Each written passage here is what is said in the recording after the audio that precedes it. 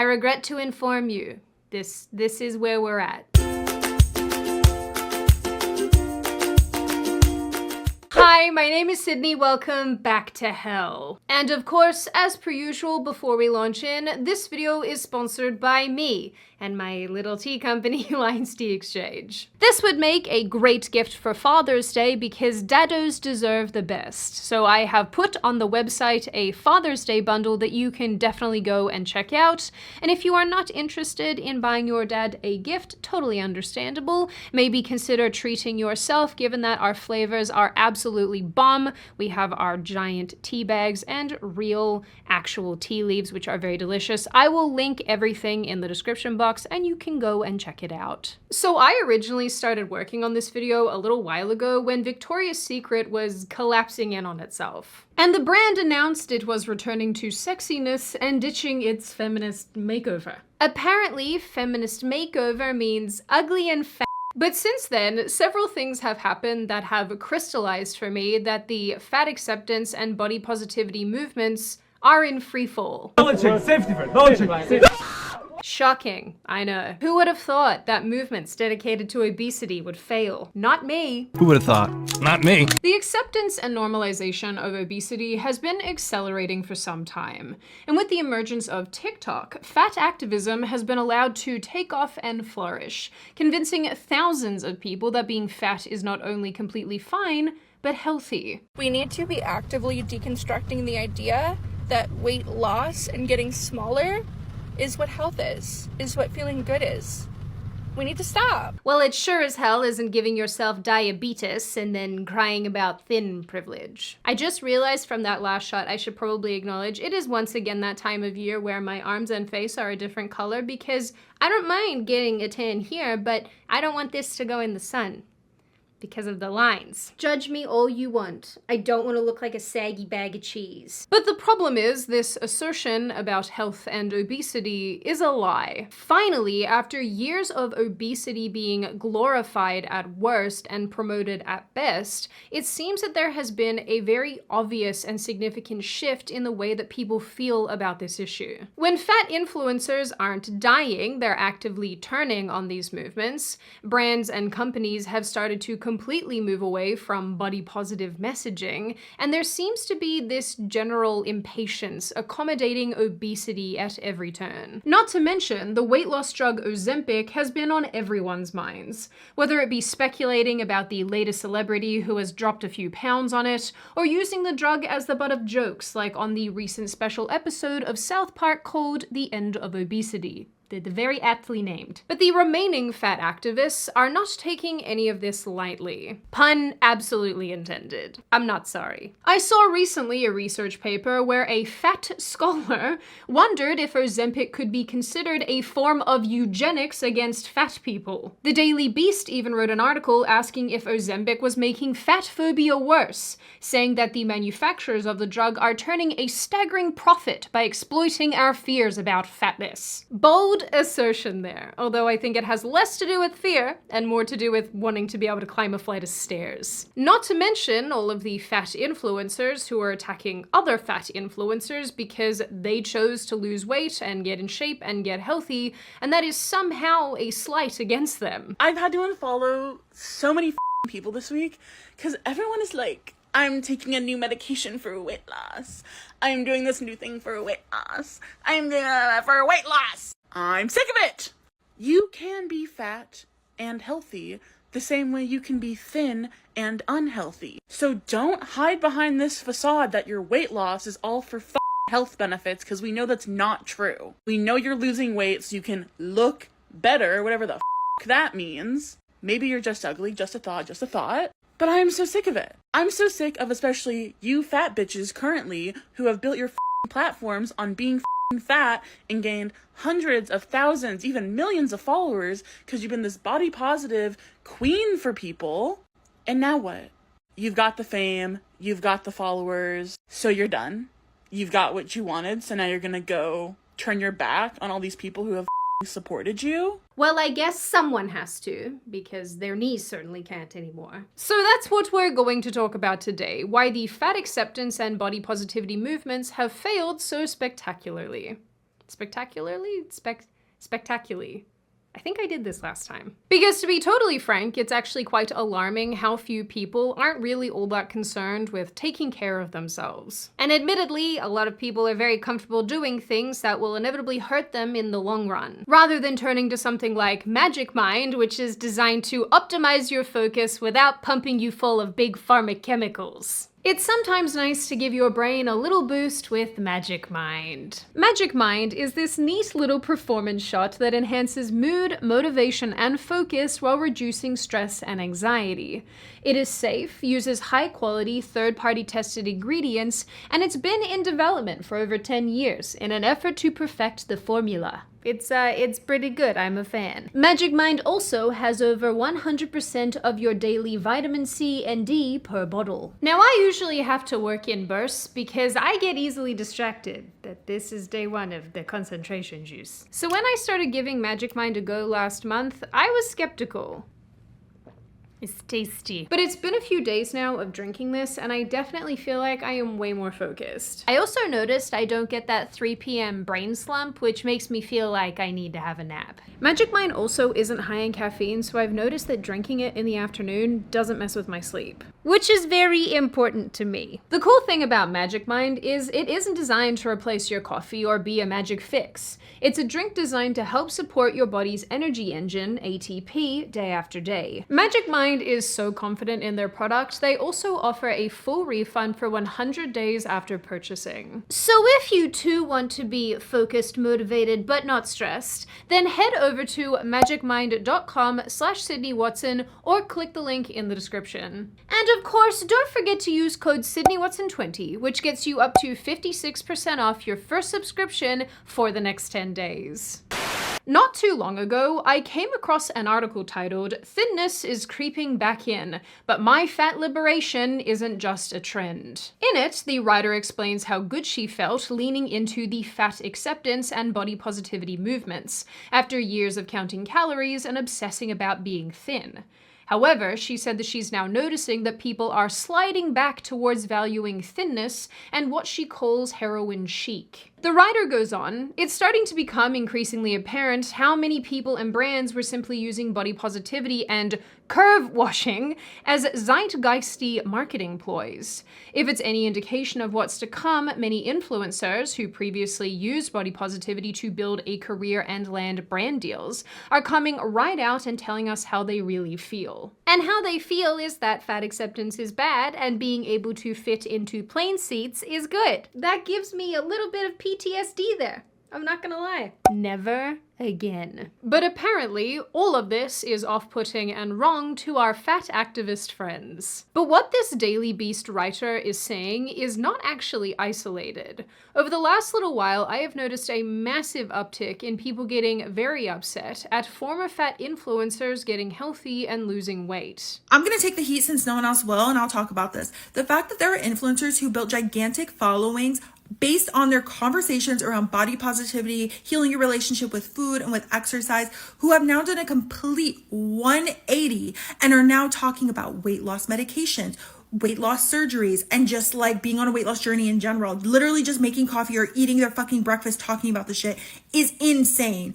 That should literally be illegal. The fact that there's one particular influencer who built over 300,000 followers talking about her ED recovery journey and is now every single day talking about the fact that she's intentionally losing weight to those same exact followers. You have to be out of your God.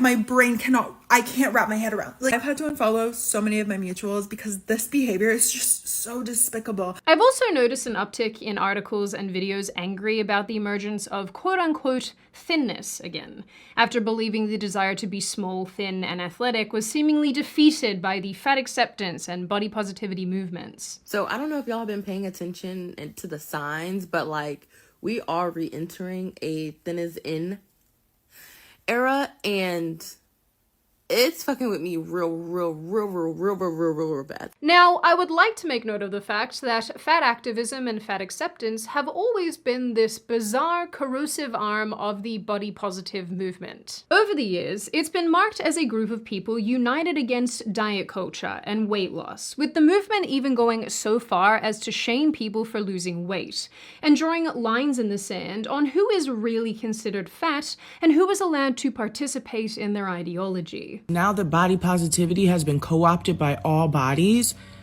and people are finally celebrating medium and small girls and people who occasionally get rolls, fat people are still getting the short end of this movement. No one cares anymore because it's like body positivity is for everybody. Okay, this is the fatness spectrum. A small fat is a size 18 and lower, 1X or 2X. I'm a 4X, 5X. I'm a size 26. Sometimes 28.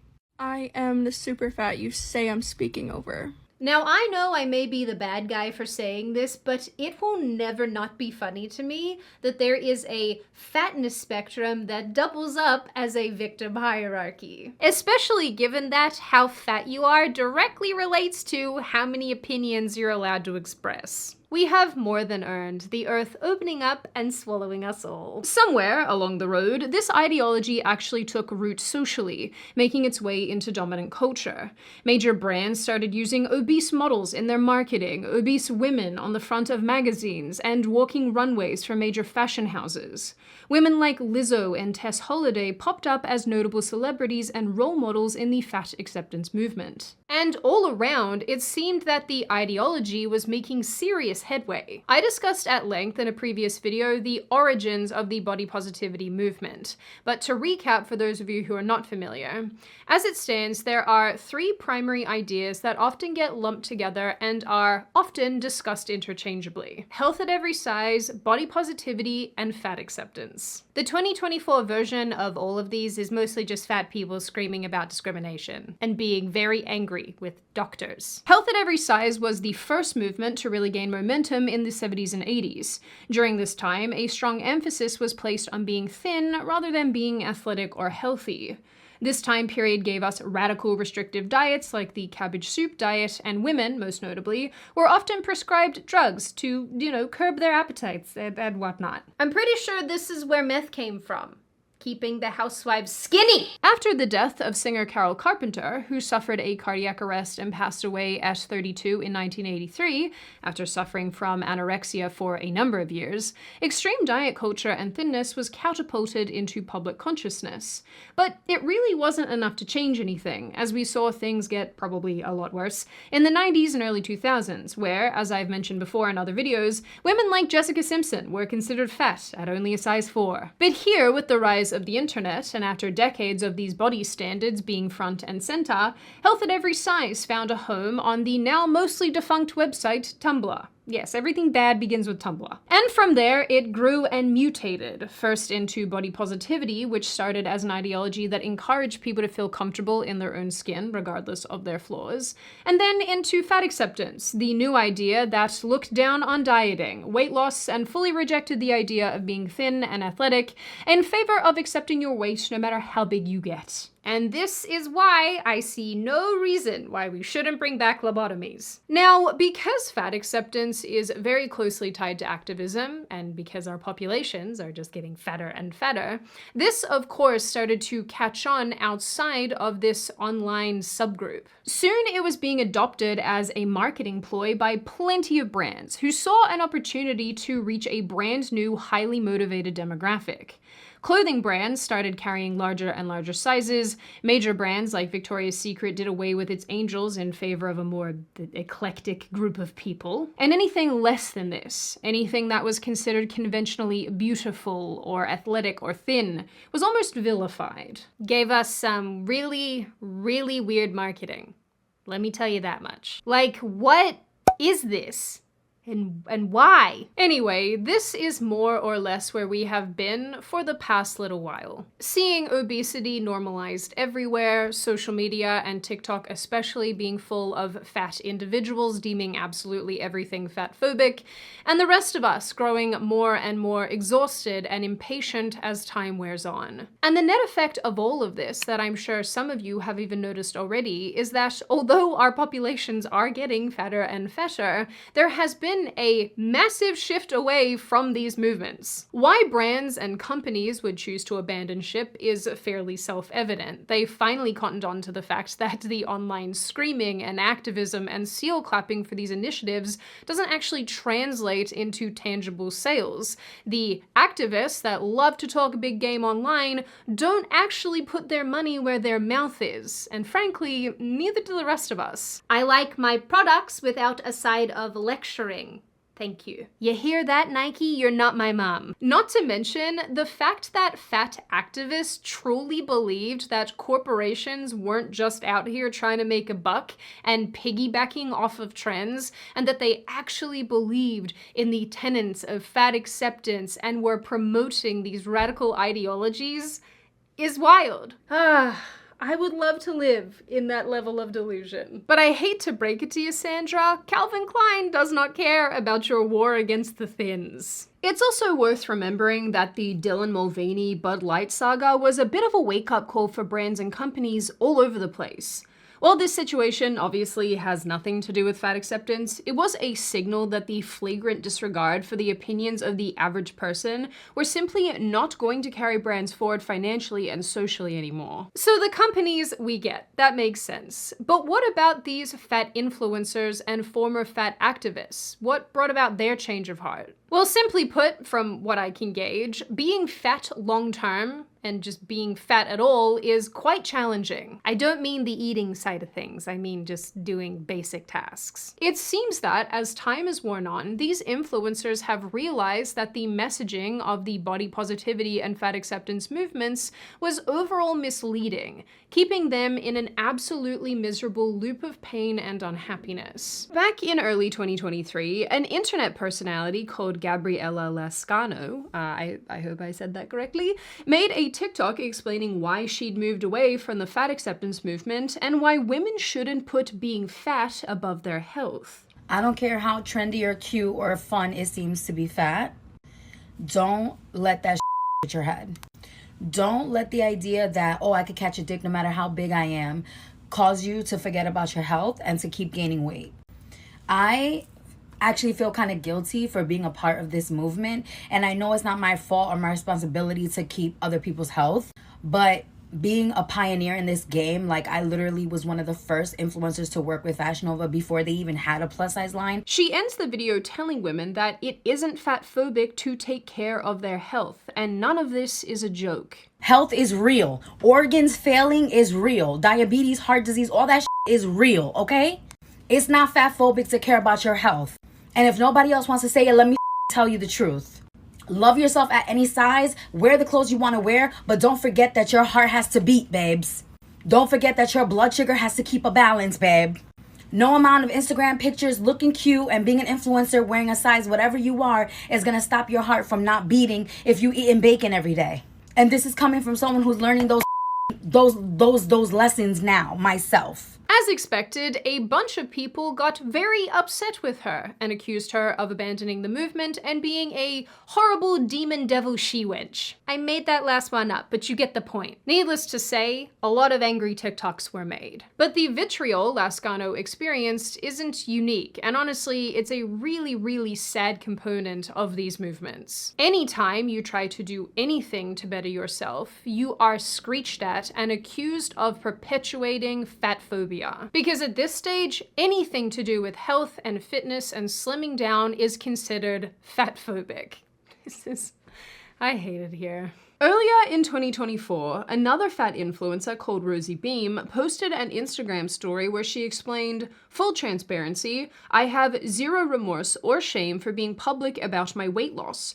2 years ago, I couldn't wipe my own ass." Well, that was certainly Not an image I needed. Similarly to Lascano's treatment, a bunch of fat activists kicked off online, accusing her of ableism and even racism, but for some reason. One obviously not remotely unhinged individual even wrote an entire blog post attacking Beam, while also simultaneously saying that she too is too large to wipe her own butt, but explains why that's okay. I don't even know what to say about this. I need a drink. But this is a major theme that is unfolding currently in the fat acceptance movement, with plenty of people now turning their backs on this ideology, on this culty group of people, saying that being fat or listening to the tenets of this movement is just keeping them perpetually in a horrible, horrible place. 43 years.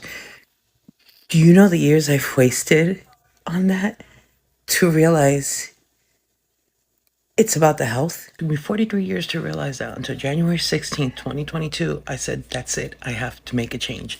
And I've been making that change. And I have no regrets. No regrets. I'm loving the choices I've been making because I'm down 70 pounds. And the problem is we have people who like to coddle us and not keep it 100% real. Because yes, just because I'm overweight doesn't mean I'm ugly. But it's a serious health issue. And when you're in your 20s, yeah, you don't feel it. Early 30s, you can still get away with it. But once you hit those late 30s, early 40s, that's when everything starts to really come into effect. Your knees, your feet, your everything just hurts. Like everything just bothers you. So seriously, if you are gaining weight just to be on this fat girl trend, stop it. Stop it, because it's not going to work out for you in the end.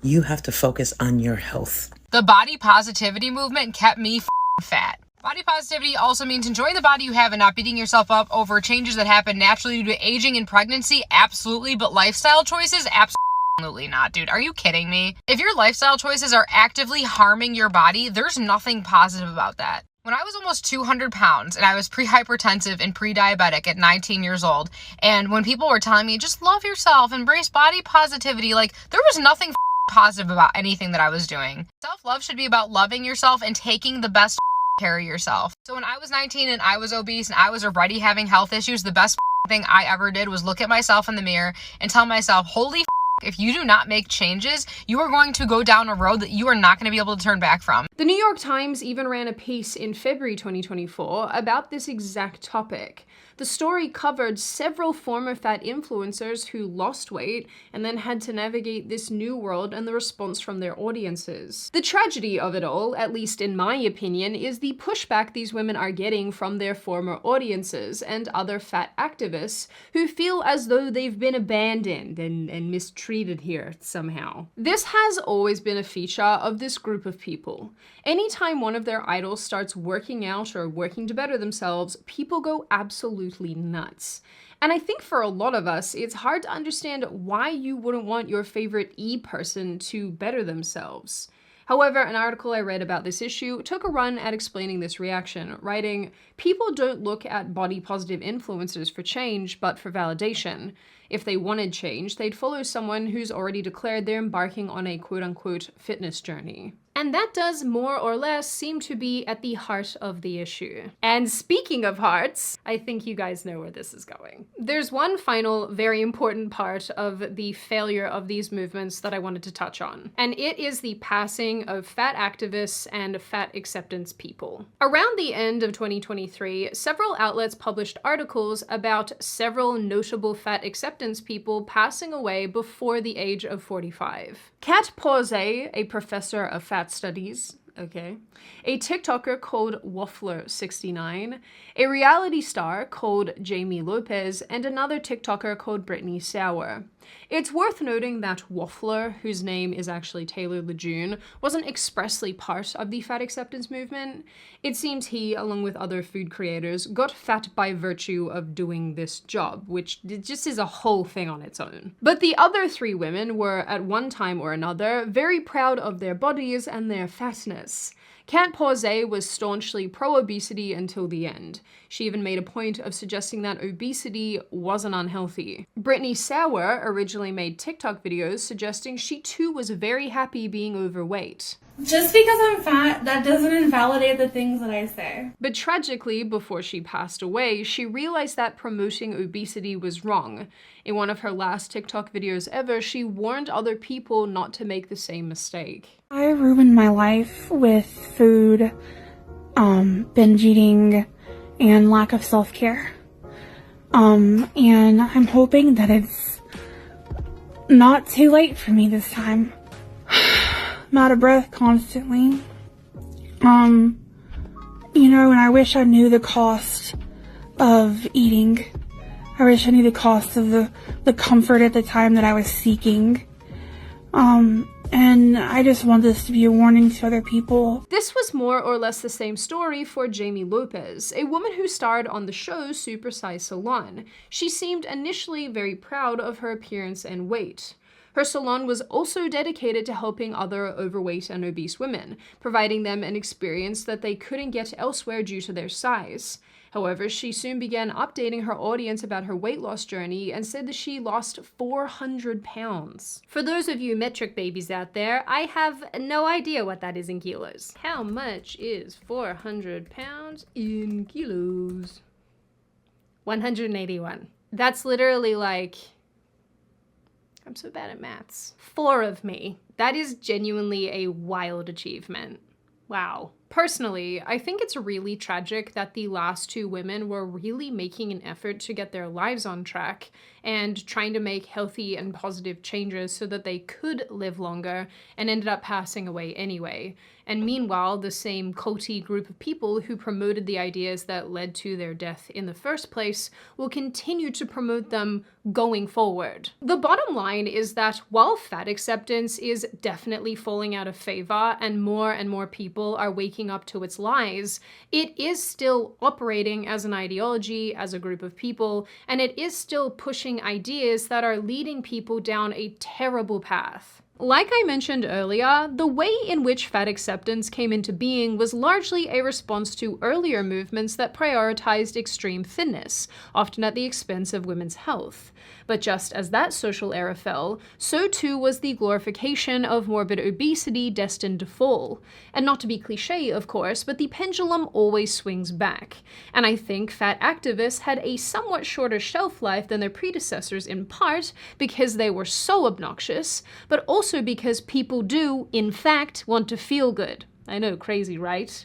And even if you are gifted with the most body confidence in the world, you are not going to feel good when you are severely overweight to the point that you can barely function. That is ultimately why more and more fat influencers are reporting that they want to lose weight. Not because they hate themselves, but because they didn't feel good in the bodies they were promoting as acceptable.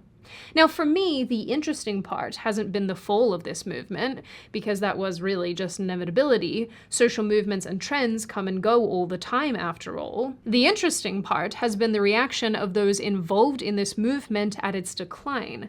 It's been very bizarre to witness. Cult-like is really the only word that I have for it. It's like a bunch of people are trapped in a burning room and they're yelling at the ones going for the exit. In the end, I am genuinely really glad to see more and more people taking control of their lives and saying no to fat activism and no to fat acceptance, because nothing good can come of these ideologies. And maybe with enough time, we can stamp this stupidity out entirely. Now, with that being said, and before I open the floor to all of you, this is just a reminder to check out Magic Mind using the link in the description. And don't forget to use my code SydneyWatson20 for up to 56% off your first subscription. Now, I open the floor to all of you. What do you all think? Are you on my side of this issue where you believe that fat acceptance is generally just a terrible ideology? Or do you think that there is some good in it, and maybe it is just trying to make people feel comfortable in their own skin? What do you make of the body positivity movement? Do you think that we've moved really far away from its original goals and thoughts? Or do you think that it's kind of in line with what people are feeling and thinking about themselves today? What do you think of the brands and corporations moving away from this kind of messaging? Was it kind of to be expected? Was it unexpected? What do you think of the fat activists who are attacking their own, who are trying to get in shape? Is it good? Is it bad? Are they terrible people? Are the people losing weight terrible people? and what you generally make of this issue overall. As always, if you have made it this far in the video, congratulations. I always like having you along for the full ride. If you are new here and you are not subscribed already and you would like to see more of me and more of this kind of content, feel free to subscribe to the channel, as well as leaving this video a like and a comment, because I do read the majority of your comments and I really like reading your feedback. Don't forget to leave me a video suggestion if you have one. I do have a running list of your ideas and my ideas, but in the interim, stay safe and well, magical people, and I will see you in the next video.